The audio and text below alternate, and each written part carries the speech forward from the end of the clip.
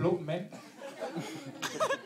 Vi har, tro det eller ej, faktisk arbejdet 2 år på den film her. Og det er en kæmpe fornøjelse at komme ud i sådan en biograf her til en snigpremiere og se, der er så mange. Det er virkelig en glæde, og en stor fornøjelse for mig er det også at høre den der umiddelbare reaktion. Det er derfor, jeg kommer. Altså, den der umiddelbare reaktion, når I tænker, er han virkelig så lille i virkeligheden? Den er god nok. Altså, jeg så også en står derude med et DVD-cover, ikke, og vente på en krasser, og var lidt chokket over, at billedet på forsiden var størrelsesforhold 1 til 1. Altså, det var næsten ikke rigtigt. Seriøst igen, det. Jeg tror egentlig, at de var mere chokket over bredden på dit hoved, hvis jeg skal være helt ærlig. Hvad fanden er det? Det er som om, du har lov ude på kæben. Hvor der er tegnsehælde, der tænker, nu stopper den pluskæbe lige der. Mega er lidt bitter, I må have undskyld, men det er simpelthen fordi, vi har haft mange problemer under optagelsen. Når vi stod og filmede en scene med Mick, der var lige kommet 7. klasse forbi, så forsvandt Mick lige med det samme. Så stod vi lige til at have fat i en 13-årig dreng, der hed Dennis, ikke? Mick har jo bare sådan mere om i skolegården og byttet Pokémon-kort, altså. Så ikke første gang, når han fandt en 13-årig dreng, men lad nu det.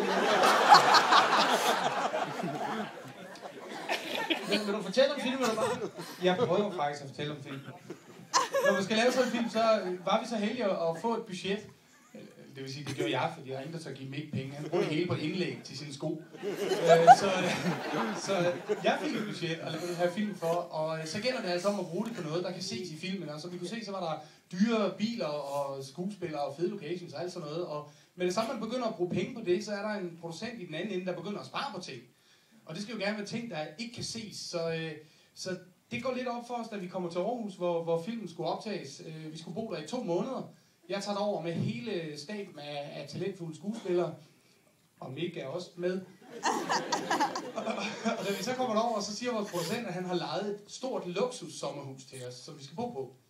Og da vi kommer derover, så viser det sig at være et nedlagt bordel. Der må sige, der Heide, han var ikke så... Det var det, han kom til verden også, så siger vi ligesom sluttet, men altså... men det var, vi har simpelthen spenderet 2 måneder sammen på bordel. Og det var... hvad, dig, der sidder i den blå hætteblus, hvad hedder du? Michael, hvor gammel er du, Michael? 12, okay. Nå, nu skal vi høre et bordel, det er sådan et sted, hvor... Du må lige tage noget om men altså, hvis i stedet i filmen vil I kunne se mig stå en anelse bagoverbøjet, og det er simpelthen fordi de madrasser, der var på det bordel der, de var fuldstændig nedbåndet i midten. Jeg så på maven, så det var bare en grøntsagshakker, der er vågnet. Og vi havde også anden dagen, ikke anden dagen, det var uge 2, ude på optagelsen, der kommer der, EO ligger lidt uden for Aarhus, der kommer der en taxichauffør inden for Aarhus ud til det bordel, fordi han har ikke hørt, det er blevet lukket. Så han kom ud, og vi er egentlig gået i seng efter optagelsen der og banker på.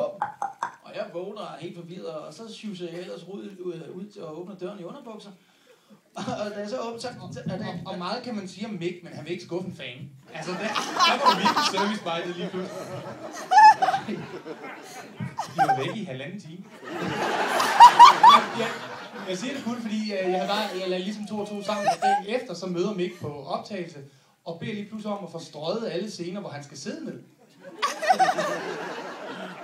Men nej, vi sparede en masse penge der, og det gør så, at man kan bruge penge på noget andet. Og som vi kunne se, så havde vi en Hollywood-stjerne med, der hed Rutger Hauer, og det var sådan lidt et ikon, man har set under sin opvækst, altså i Blade Runner og The Hitcher og Split Second og Wetlock, og så vi synes, han var lidt sej på en måde. Så vi tænkte, hvorfor ikke prøve at få fat i ham, og så hive ham til Danmark og få ham ind i en dansk komedie.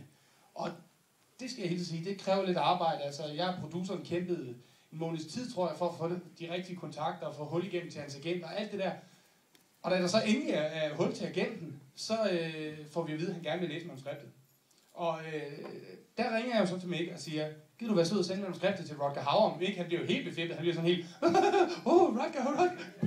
Jamen, ja, okay, jeg bliver sgu det, fordi jeg ikke regner med, at det vil ske og sådan noget, så jeg sender det afsted med mail, og så får jeg så sendt manuskriptet afsted med mail, og så går der bare 3 dage, hvor der sker ikke en knip.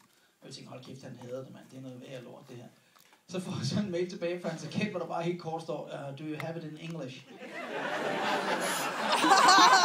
close to the manuscript. Jeg kan sige til mit forsvar, jeg var ikke den eneste, der dummer mig i den sammenhæng med hensyn til Rutger Hauer. Den første dag, da han rent faktisk står på sættet, så kommer Rutger Hauer hen til Rasmus, fordi han er vant til lidt større forhold. Så siger han til Rasmus, you know, where's my trailer? Og efter den store, fede bunderøv for Ribag, man har bare we don't have a trailer in this film, so my parents had one at home with presenting it. Der skulle jeg altså se en mand fra New York, der blev træt i næsten. Og jeg ved, hvad I alle sammen sidder og tænker nu. I ved udmærket godt, hvor vi har brændt resten af budgettet af. Men jeg kan godt fortælle, at den scene, hvor Mick ligesom viser et lille stykke med pikant bart, de hår, de er ikke computeranimeret, de sidder rent faktisk på Mick. Det er nogle stridbørster, altså. Og jeg kan lige fortælle, altså det man gør, når man skal lave sådan en scene, det er, at man beder om at få tømt sættet, hedder det. Det betyder, at man ligesom beder alle, der ikke er strengt nødvendige for den her optagelse, om at gå lidt væk. Og jeg tømte ryggen. Det var din forberedelse, det er rigtigt. Og det gør så, at man bliver så få som muligt, sådan at skuespillerne ikke lige skal blive for generet i den her situation. Og vi står så meget få tilbage og skal lave den her optagelse. Og der går det lige pludselig op for mig, da jeg kigger mig omkring, at alle står og har gang i et eller andet. En holder en mikrofon, og en anden noget lys, og en et kamera, og sådan noget. Så der er ligesom kun en, der har frie hænder, da den kuglepind skal placeres. Og jeg tror, vi kom lidt tættere på hinanden, end vi havde håbet der, fordi jeg tænkte, hvordan kommer vi udenom det her? Men jeg startede ligesom med at lave sådan en musketær-manøvren, hvor man sådan, altså prøver at holde afstand, mens man sådan nærmer.